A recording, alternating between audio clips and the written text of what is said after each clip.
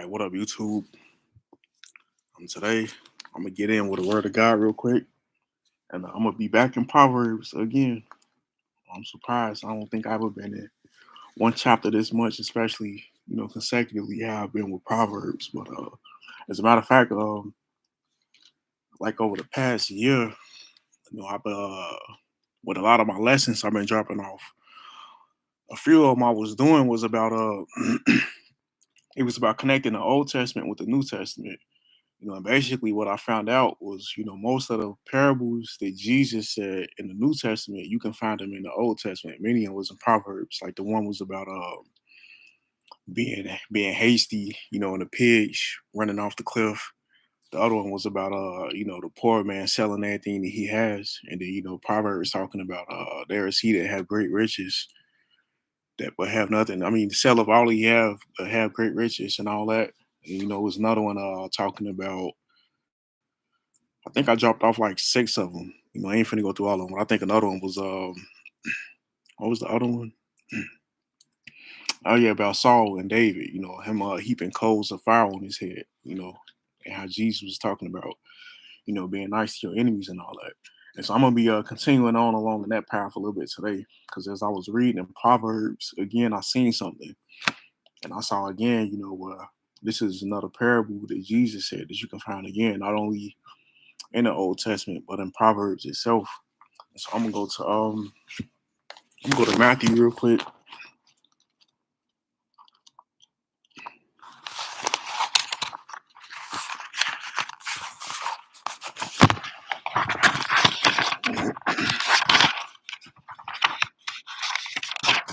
I'm gonna go to Matthew chapter 25, and I'm gonna start at verse 1.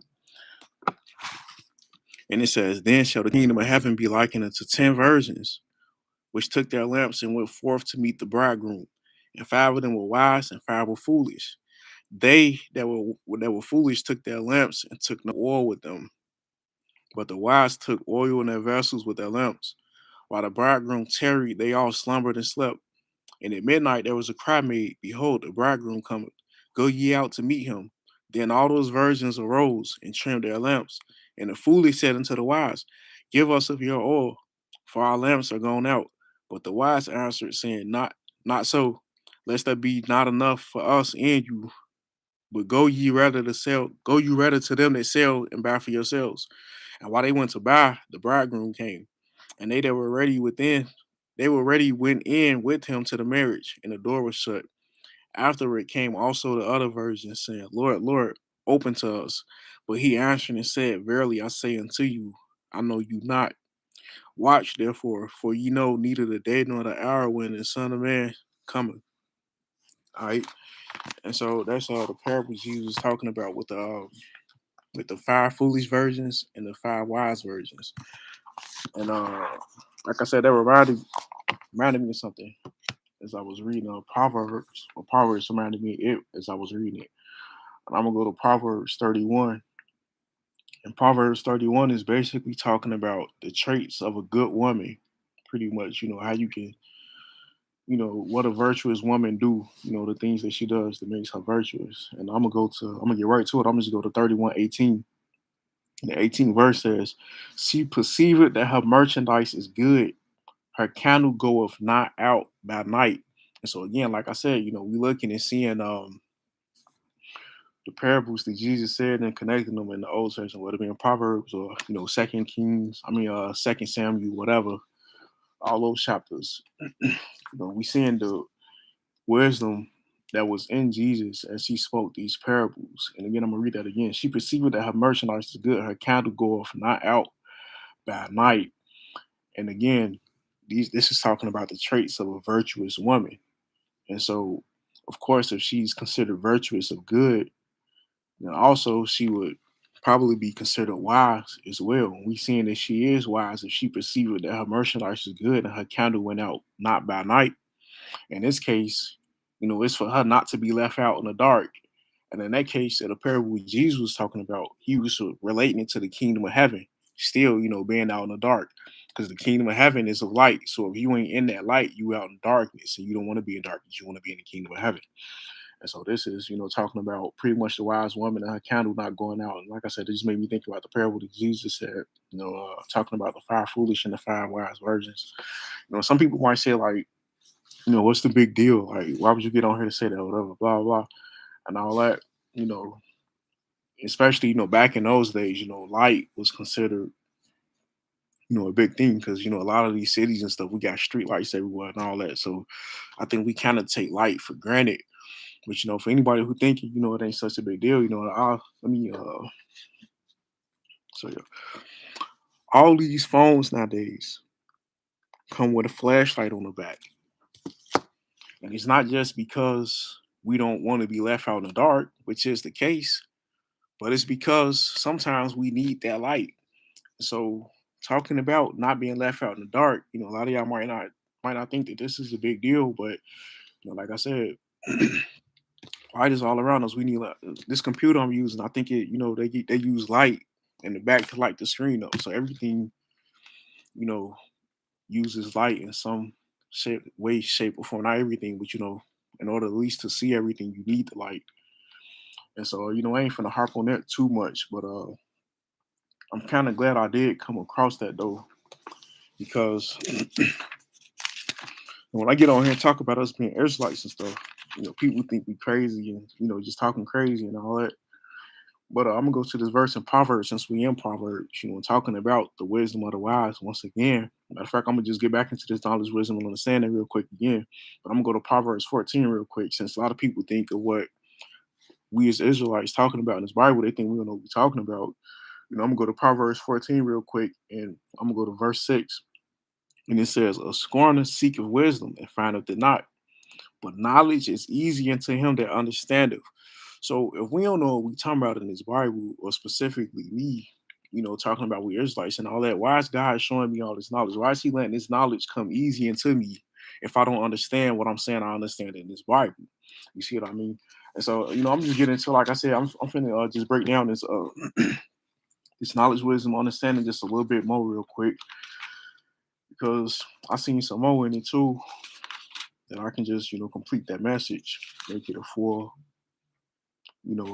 scope of what we seeing in this knowledge, wisdom, and understanding. And I'm gonna go to, as a matter of fact, before I even go to, let me just say it.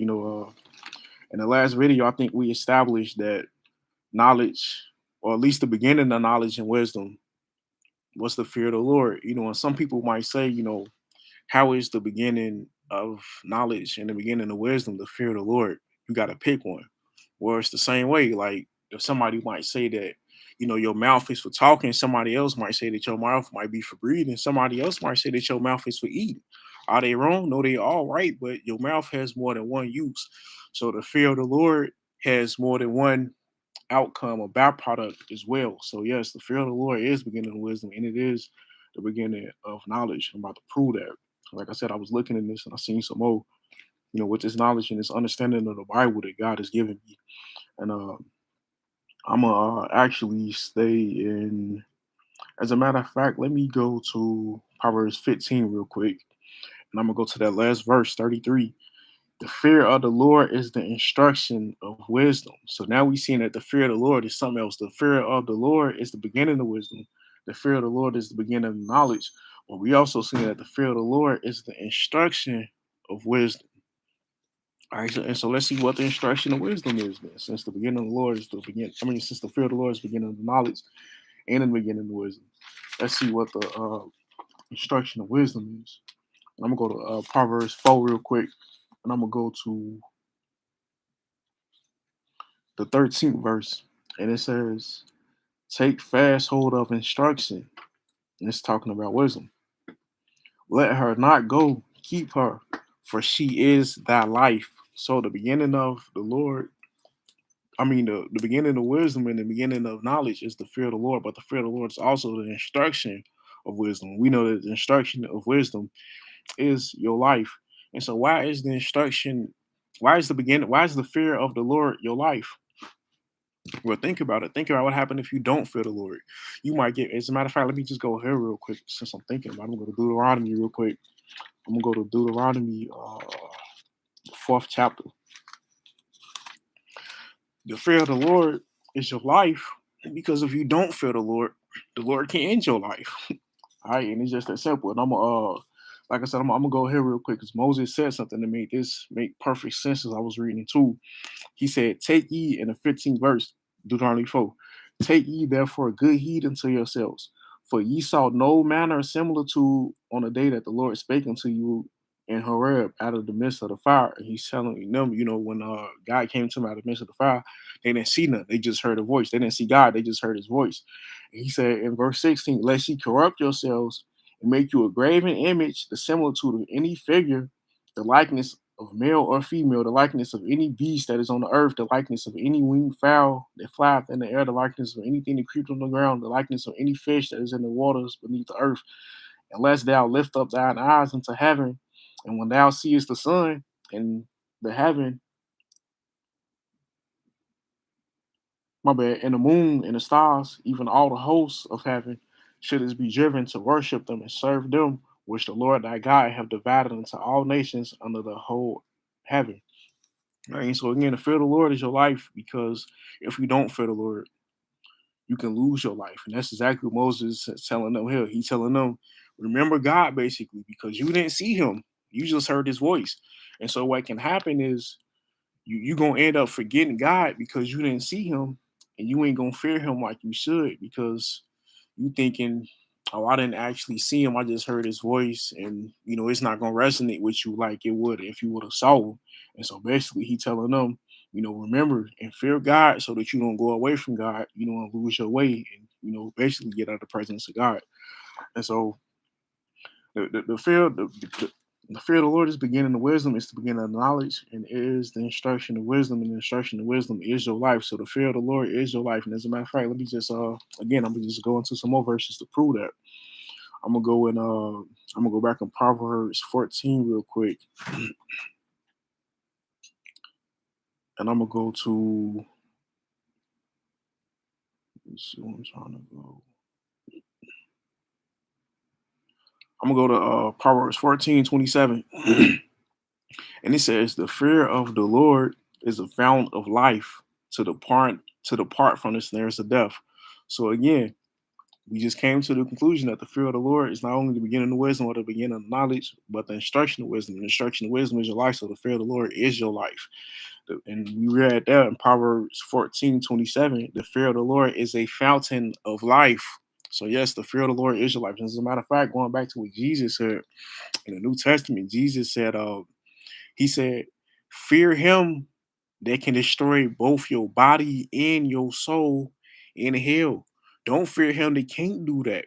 Fear God that can destroy your body and your soul in hell. So the beginning of the fear of the Lord is the beginning of wisdom and knowledge, and it is your life. Because if you don't fear God, not only can he destroy your life, destroy your body, he can destroy your soul, and that is not what you want. That is your life eternally. So that's why the fear of the Lord is the beginning of wisdom, knowledge, and it is your life. As a matter of fact, I don't think I'm done. I'm gonna just get into just a little bit more, and then I'm gonna be done. You know, I was looking and I seen some in Proverbs 15. Uh, was it 15 again? I think it was. As a matter of fact, I know what the other one is. Let me just go there real quick. I'm gonna go to Proverbs 19. And it says, "He that getteth wisdom loveth his own soul." See what I'm saying? The fear of the Lord is the beginning of wisdom and knowledge. And he that getteth wisdom in Proverbs 19:8 loveth his own soul. Because if you fear God, you're gonna love your soul because you know what he can do to your soul if you don't fear him. Like what Moses said in Deuteronomy 4. But let me get back to 15, and if I can find it real quick. Yeah, I'm gonna go Proverbs 15:32. "He that refuseth instruction despiseth his own soul." You see what I'm saying? So the fear of the Lord is your life, it is your soul, your life eternally. And if you don't take heed to that instruction, you basically despising your own soul. But if you take heed to it, you loving your own soul because you know what God can do to it if you don't fear him. Once again, for like the third or fourth time. And so with that being said, I got into knowledge and wisdom a little bit, and I just want to get into understanding a little bit too, because I ain't really been getting into that a lot. But somewhere in Psalm, I can't find it. I mean, I could probably just Google it, but I think in the earlier chapters of Psalm or somewhere in the middle, probably like around the 50th or the 40th Psalm, somewhere around there. In Psalm, it says that understanding is to depart from evil. So we know what knowledge and wisdom is, or at least the beginning of knowledge and wisdom. We know that it is the fear of the Lord. But Psalm says that understanding is to depart from evil. But also, like I said, the fear of the Lord, two things come out of that. The fear of the Lord is the beginning of knowledge and wisdom. Actually, three. Well, I mean, technically, if you want to be technical about it, I can actually go back to 14:26, and it says, "In the fear of the Lord is strong confidence." So it's a lot that comes out of the fear of the Lord. And so the same is with understanding, talking about knowledge and wisdom. With understanding, like I said, Psalm says that understanding is to depart from evil. But also in Proverbs, I think it was, let me see, it might be the ninth chapter. What is it, the ninth chapter?